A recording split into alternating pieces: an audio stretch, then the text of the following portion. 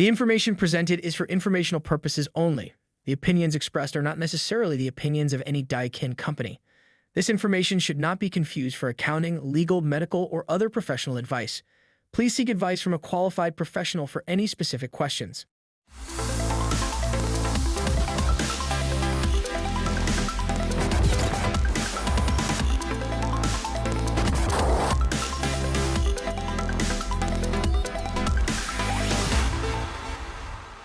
Welcome to the Accelerated HVAC Success Program. My name is Ben Middleton. I'm the National Sales Training Manager for the Goodman, Amana, and Daikin brands. Today, I'm joined with Rob Noll and Seth from Goodleap. Thank you so much, guys, here for joining us. Want to hear, how in the world did you guys get involved in the financing world for home services? Well, I'll start first. You and I worked together back here at Daikin. So I actually, originally I was aspiring to be an attorney. Then I quit that as soon as I figured out what that actually meant. And I came to work for Daikin and did a number of things. When you joined, I was in the marketing department, so we worked together. And then actually I met Rob, and he pulled me into the finance world where he beat me to the punch getting there. So, and I've been here about 6 years, and we've been working together the whole time. So. Okay. Rob, how in the world did you get into financing for home services? Well, my story's a little different. I've been in air conditioning for, hate to say, more than 30 years. You know, I look way too young for it, I know. But I owned large companies, I ran large companies, and I used a lot of financing. So a local distributor where I live came to me and asked me to come to work for them to teach guys how to sell better and use financing. So when I went to work for them, we were able to grow their high efficiency up over 118% in 3 years. And I did so much financing, the finance company came to me and offered me a job at a larger scale, covering a larger area. And that's how I've been in financing for about 8 years now. Okay. So over this period of time, 8 years, we've seen a lot of change in the economic environment and consumer behaviors. How would you say, what behavioral changes are you seeing in consumers today in terms of how they utilize financing? The biggest one I see is with the prices going up so high, the loans have changed drastically. Our number one loan now is our 15-year term because it's affordable. The payment factor is real low. So our 10 and 15-year are the number one loans, and for cash buyers, it's still the 12 months no-no.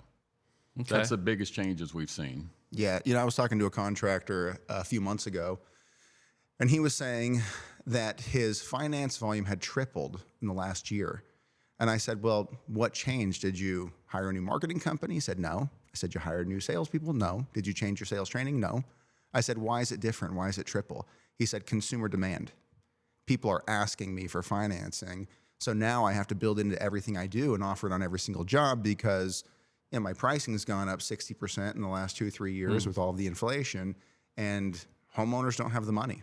As tickets have gone from, 20 years ago, it was $2,500 for a full system install. And today it's $14,000, right, on average. So it's a big jump, and homeowners don't have that kind of money. So traditionally, when we look at home services and financing, there's been 3 main modes or types of loans that consumers have taken, right? There has traditionally been a revolving option that maybe contractors have available. There's a term option like you're talking about right now with a 15-year. And then there's been some sort of a no-no, right, where you have no interest and no payments for a certain period of time.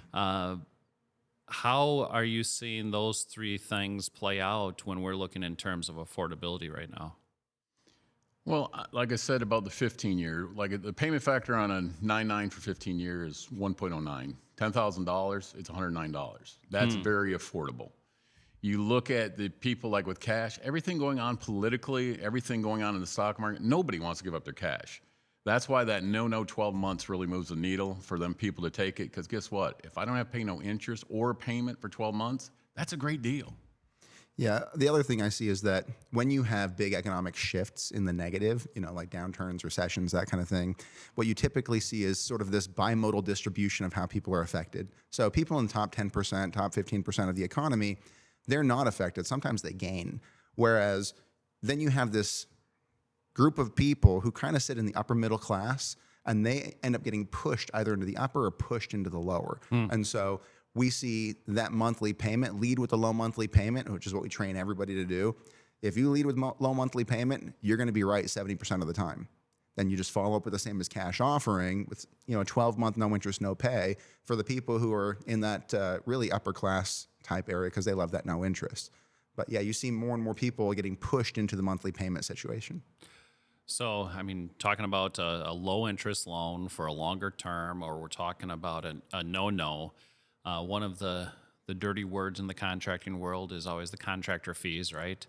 How does a contractor deal with those fees that are associated with those Yeah. loans? I'll take that one. Yeah. So I'll say two things about that. The first one is that we've kind of backed ourselves into a corner as an industry, focusing in on fees so heavily, because for many contractors, they've come to look at fees as being the primary differentiator between different programs. And as you know, there's a difference between Daikin, Goodman, Amana, Train, American Standard, besides just the price point. That is the least of the differences. And the same is true for financing programs. So I think that as an industry, we need to do a better job educating contractors and the industry at whole, distributors, about the differences in the programs, because there are pretty significant differences when you actually get into there. So that's the first thing I'll say. The second thing I'll say is that the same way contractors build any fixed price, any fixed cost into their retail price is the way they have to deal with financing. So most of them are used to this, let's say with credit cards. Most guys know that, okay, I'm probably going to have about 75, 85% of my transactions below a certain dollar value going through a credit card. So I'm going to have to build in 3.5% to account for that because that's a hard cost that I pay. And then you tell them, hey, this loan has a fee of 5%. Oh my gosh, how am I supposed to deal with that? Well, you're already dealing with this in 8 other ways. Right. If your equipment costs go up 5%, what are you going to do? Well, I'll just build it into my price. Great. Okay. If your cost of fuel goes up, what are you going to do? I'll just build it into my price. Okay, you have a financing fee. What are you going to do? Build it into your price, right? And you're probably not going to say, oh, cost of fuel went from $3.19 to $3.49. That was back down to $3.32. You're not going to change the retail price every single time fuel drops or jumps. Okay, you're going to build in a flat fuel cost into every single job, so you're not constantly adjusting your pricing. And the same is going to be true with financing. You're not going to try to build in all these different pricing based upon which loan you offer and they accept. You're going to build one flat rate into every single job, and that is going to be your overhead for financing. And that's it. You set it and forget it. You look at it once a year to see if it's still the right number, and then you move along and keep it super simple. I have a quick story I'll tell you. Yeah. So, we talk to dealers every day, and part of our training is we teach them how to build it in, okay? I'm going over with a dealer that does $6 million. He's a large dealer, And he says, I get to the credit card part, and he says, I don't charge for credit cards. We don't take many. We really don't. I says, really, you don't? So his office manager's in there, says, listen, pull up, see what we spent over the last 9 months. We're 9 months in the year. Just see how much we spent. I know it ain't much. I said, okay. She comes back 5 minutes later. She goes, yeah, I got that number for you. He goes, yeah, what is it? It was $281,000. And I goes, that's not a lot of money to you? Seriously, that's not a lot? He goes, no. He said, let's go back to that slide because today that starts. But there's a lot of dealers out there has to understand it's part of doing business, like Seth said. It's really just part of doing business. So I think there's a lot of concern, probably be the right word right now, in the financial markets. We hear about banks going out of business. We see acquisitions going on within the financial industries. We see all kinds of challenges. How is that impacting the approval rates that are out there, or we talked about the prices going up, so these loans are getting bigger, right? Yeah. What is that doing in terms of risk, and where do we see interest rates going? I mean, I know you don't have a crystal ball and it can't hold you to anything, but how do you see these markets just evolving over the next maybe 6 to 12 months? We were talking about this on the way over about the different economists and talking heads and smart people and where they think everything's going to go. And I've heard all ranges of the spectrum from people way smarter than me. So in terms of where it goes, I don't know. Obviously, everybody's really worried about commercial real estate right now. You had the Silicon Valley bank bubble, the First Republic, all of these like failing banks. A number of our competitors look like they might be pulling out of the market or going away. So that's rough for the industry. I mean, there are competitors, but we still don't want them to fail because that actually hurts us. That hurts everybody. It hurts the market when big players fail, even if they're your competitor. So we're not rooting for that.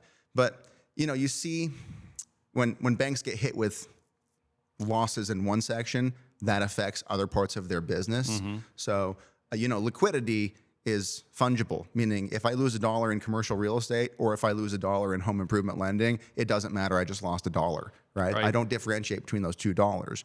And so it does affect things. And so we don't know exactly all the ways it's going to affect it, but I can tell you the way people are responding to it. People in the market, the way that lenders are responding, a lot of lenders have reduced their approval rates and increased fees, right? Because what happens is, we went from near 0% rates to now 5.5% rates at the federal funds rate. Right. I mean, if you look at an APR in a savings account, I saw one as high as 5.5% the other day. Risk-free 5.5%. So if someone's loaning you money to get a new HVAC system and it's unsecured and you can no pay on that thing and all that's going to happen is ding your credit, that's pretty high risk on a personal loan. Okay, so think risk-free money is 5.5%, 6%. How much percentage points do I have to add on the top of that to justify the risk of lending you money?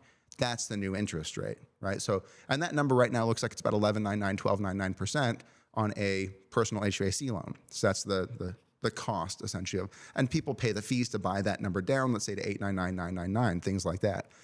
So obviously it's increased the pricing, the fees on those specific loans, and it's also reduced approvals. So we've been really deliberate. When all of this stuff started happening, we had to think, okay, we have two options as a lender. We can either reduce our approval rate or we can jack up our fees.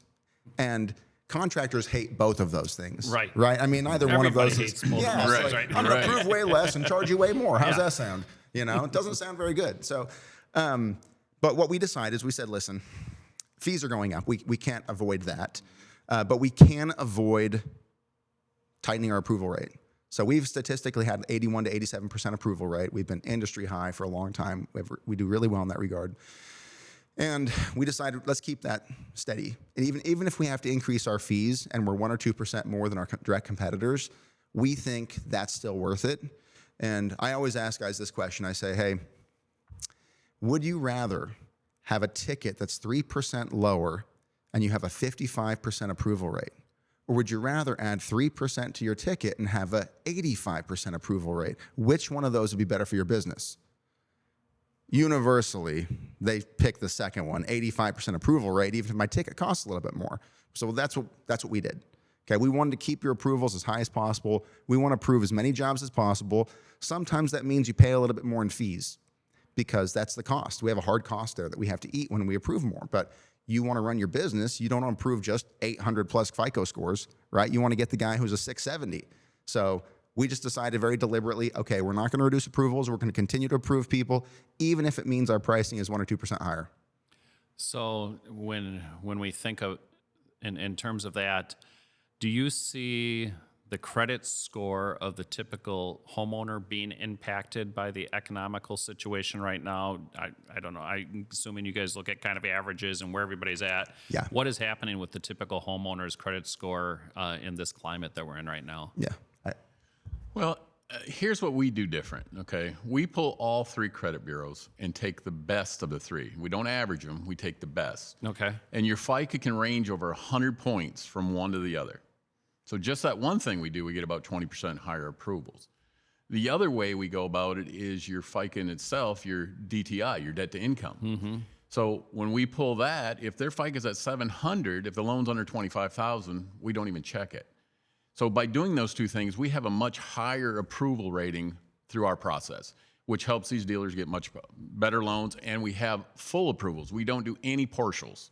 That's a big deal to these guys. You go out and ask for 15, we come back, we'll give you 8. First words out of that customer's mouth, can you do it for 8, right? Right. It doesn't work. Right. It just doesn't work. Yeah. I'm going to share a statistic I heard the other day, which is that over 80% of households live in a home that they have a 30-year mortgage on, okay, 15 or 30-year mortgage. That's really common. It's over 80% of households. And the majority of those households have a loan to value of 50 to 70%. So what that means is they have a lot of equity in their home. And so what a lot of people see is that homeowners aren't having big effects on their credit score. Okay. They're pretty stable. They've got equity in their home. We'd have to see a huge drop to have a repeat of something like 2008 because there's so much equity in the house. So people in an emergency can pull equity out of the home. There's options there. So as a general rule, you're seeing pretty robust credit in homeowners. People who aren't homeowners, you're seeing a lot of credit slippage, right? That's where you're seeing more of the repos on vehicles and things like that. But as a general rule, we haven't seen a whole lot of reductions in our average credit scores. It stayed pretty consistent because we require home ownership as part of our loan. Sure. Right.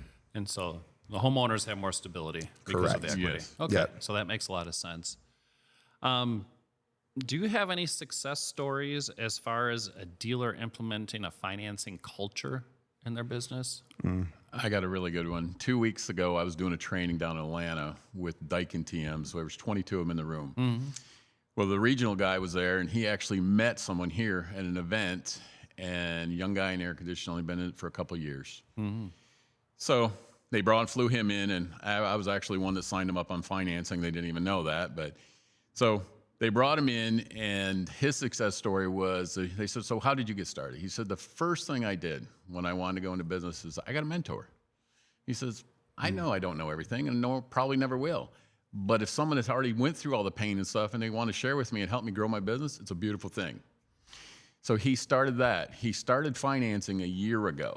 Today, he's financing 68% of his jobs. He had all his numbers there. And today, his average ticket with financing is $5,300 in the tickets that are not. I mean, that in itself is a testimonial. If you use financing and you're offering other things or good, better, best, and you're offering better things, people will buy for the best of what they can afford if you make it affordable. That's the proven statistic. Right. Yeah, I had a really fun experience, sort of a gratifying experience, like 6 to 8 months ago. I went to a show at one of these, big trainers, best practice group type shows, and I was presenting on the stage. And early in the show, they brought up 3 to 5 comfort advisors, so direct salespeople, who had exploded in growth, right? Who they'd been coaching for the last few years. And this guy came up, and I was like, oh my gosh, I know that guy. I drove out to his office, I trained him, he's a really cool guy. And he had done $7 million in personal sales that year as a comfort advisor. Wow. So he's a top comfort advisor in Alabama. This is not like LA or New York. In Alabama, $7 million a year. That is for real. So we went to dinner that night, and he didn't realize it was the show because I was going to be presenting the following day. And I was sitting there, and he came up, and he's like, oh my gosh, give me a big hug. And he said to everybody at the show, he goes, this guy changed my life. He said, when you came out to our office and you trained me how to use financing, that was the turning point. You showed us how to do the good, better, best, how to pair up the financing offerings, how to talk about it with homeowners. And I went from $1.4 million to over $7 million in a year and a half period of time because of you and what you taught me on financing. And that was awesome. That's a really fun success story to hear that, we all have to work, we all have to make money, but it's really nice when part of your work is actually helping people become more successful and you get a little bit of feedback sometimes. And that was a great success story. So when I think about, I'm sure you guys could tell me all kinds of success stories of customers that you've worked with financing. In your opinion, what are the barriers? We talk about all these success stories. What prevents a contractor from really embracing financing as a whole and using it? We hear all these great things, and I think most contractors know, I think I should be offering financing. Why don't they? The number one reason is change. Everybody's scared of change, and here's where we stand out above everybody when it comes to this is our training. Seth and I, first thing we wanted to do is really put together a great training because you know as well as I do, if you don't get it, you're not going to use it. And it doesn't matter any part of your life. That's the way it is. And with financing, we give them our cell phone and email. They can call us 7 days a week. Everybody on our team, they answer their phone 7 days a week. When we train the team and their staff, we have them call us until they're comfortable. That's a great comforting, and that's how we've gotten great success with what we've done with financing. It just went through the roof, is because we take the time for them to understand it. I would add to that and just say fear. People are afraid of change. I saw this quote the other day that said, fear is a kind of death, and you shouldn't die too many times. And I believe that, right? It's every time you're afraid of something, something inside of you dies. And if you give into that fear, and people are afraid of looking stupid. And one thing I was talking about with a contractor the other day, and they brought this up. They said, your pre-qualification, where I can get somebody approved on a soft pull before I ever go out to the house, they said that alleviates the fear for my salespeople. We always think about it from the homeowner's perspective, right? I'm going to say a $14,000. I'm going to scare the homeowner. They're going to be shocked. They're going to, and then they're not going to buy, right? But there's another fear going on the other side, which is the salesperson, and every salesperson who watches this knows, if you've ever gone out to a call and been scared, you've been worried for whatever reason, you walk up to this huge house, you're like, oh my gosh, this guy's like some mega millionaire doctor. He's going to make me look stupid, whatever, right? This guy's some attorney. He's going to question me and interrogate me, whatever it is, right? People are afraid. And when you give your comfort advisor or selling tech or whoever it is the knowledge, hey, they're approved for up to $45,000, okay? Money is not going to be an issue here. Go sell. They will be more confident. And more confident salespeople sell more jobs. So anything you can do to overcome the fear that people have that they're going to screw something up, and we all have been there. Every time you try something new, you're like, I hope I don't look like an idiot, And most of the time I still look like an idiot, but we're trying to help other people not look like idiots, so. One of the things that I've heard from so many contractors, it is this bias, because I'll hear from the contractors, well, I would never finance this HVAC system. And then you go back and you ask, well, how much would you pay for the HVAC system? Well, I'd ask my distributor to help me get one, and then I would have my guys come and put it in on a Saturday for me. And so we talk about that, and I've heard all kinds of different things. There's a lot of contractors out there that may be great fans of Dave Ramsey, and I think he helps a lot of people, right? Get out of debt and figure out the debt snowball and all the other stuff. And so it's almost like, I don't want to put somebody else into debt, and so therefore I'm not going to offer financing. And so I guess, what would you say to a contractor that's maybe having these internal moral conversations You have a great internally? Story on this, Rob. Go ahead. So it's funny, everything you're asking, good stories, right? So I went to this dealer, large dealer. He says, yeah, my customers all pay cash. And I said, are you offering finance? No. He says, well, of course they're going to only pay cash. You're not even offering it to them, right? So we're sitting there talking, and we're talking away, and he just knocking finance right and left. And I says, man, brand new truck's in. I said, whose truck is that? It's absolutely gorgeous. He says, mine. And he says, you won't believe they gave me 72 months, no interest, no payment. And I just stopped, and I just looked at him. I said, so that wasn't a great deal? He goes, well, then he just caught himself. All right. He says, yeah, I get it now. I says, that was a great deal because they offered you that financing. I says, you got to understand, people are expecting to spend $15,000 with you today. Make it a great deal so I can afford this. That's the thing. Yeah. One thing, so a lot of contractors enjoy fishing. We've taken a handful of fishing with us, and it's been a lot of fun. And one thing I always tell them is, hey, when you go out fishing, let's say you go deep sea fishing, you're targeting a specific fish, right? You're either fishing for mahi, you're fishing for red snapper, or whatever it is, you're targeting a fish. Right. And whatever you bait your hook with, that's the kind of fish you're going to catch.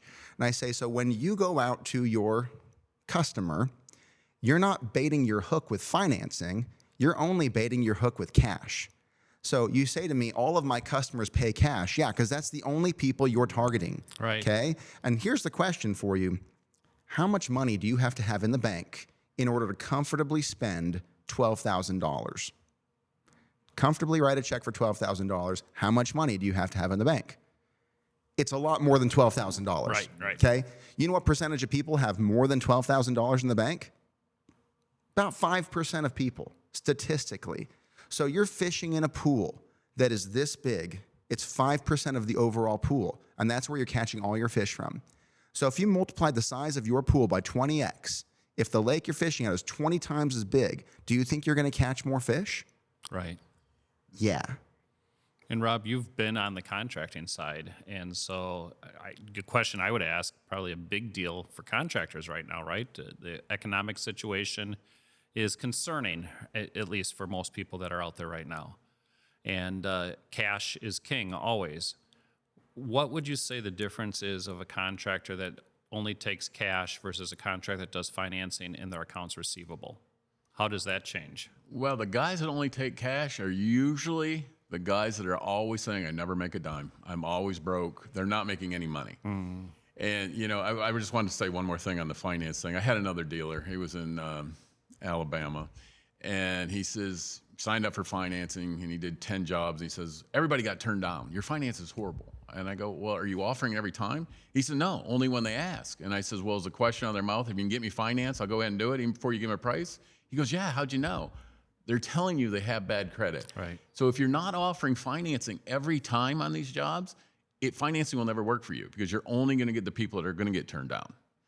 So, but that's the biggest thing with the financing, what's going on out there, is you have to use it on every job and use it as your tool to sell that job. Yeah. Yeah. Remind me what your earlier question Well, was, I was Ben. just talking about the accounts receivable. Oh, You know, yeah, the definitely. difference I was in a class, this was probably a year and a half ago, and we were talking. I said, raise your hand if you've got money you've written off in the last 6 months in accounts receivable. Every single hand went up. Then we started asking questions. Keep your hand up if it's more than $10,000. Keep your hand up if it's over $30,000 or $50,000. I got to $100,000, and there was still a couple hands up. And I said, how much? And they said, I don't want to say. I'm embarrassed. It's a lot. I was like, okay. And then I just said, hey, if those jobs were financed, how much of that money would be in your accounts receivable and how much of it would be in your bank account right now? Right. 100% of it would be in your bank account, okay? So every time you look around and you're thinking you're winning by making all these cash deals so you can avoid doing financing, you're not winning anything, okay? You get the money up front from the bank. I think every contractor has had that hard luck story where it tugs at your heartstrings. Oh, yeah. And that customer says, yep, I need an air conditioner. Can't afford it. And the contractor says, okay, I'll let you make payments to me. Yeah, And that's where contractors figure out real quick, there's a reason they're not a bank. Yeah, And, yeah. and they shouldn't be playing in that market. Yeah. You know, there's two things banks do well, right? Assess creditworthiness and collect money. And there's two things contractors do really poorly. Assess creditworthiness and collect money. Right. Yes. Right? So outsource that to somebody who's actually good at it. Hey guys, I want to say thank you so much for being here with us. I hope to have you guys back at another time so we can continue talking about this. Do you have any parting words that you want to give to our listeners that we have? I would just say that as an industry, specifically with respect to financing, the industry has come a long ways in 5 years. 5 years ago, we heard all the time, all my customers pay cash. I hear that less and less. More and more people understand that if you're going to sell a $15,000 project, you have to offer financing of some type, right? So I think we've come a long ways. We're doing awesome, but we're still, as an industry, financing less than 20% of all system installations, which is a really low number when you consider the fact that the average install price is approaching $15,000. I mean, think of a car dealership. There are car dealerships out there with an average sale price of $15,000, and they're financing 98% of all of their sales. So we have come a long ways, and we have a long ways to go. But, you know, shows like this help the industry get along, and I appreciate you taking time to have us here. Well, thank you. So Rob? I would just say, here's where we stand out with Goodleap. We want to help the dealer grow their business. If you're scared of using financing or you don't understand it, that's what we do best. We'll help you, hold your hand until you're very comfortable with it. And you know as well as I do, that's the only way you're going to grow. You got to have a mentor like that guy I told you. And that's what we want to do for you guys. Just give us the opportunity, and we're here to help you. Thank you so much. Thank you, Ben. Thank you.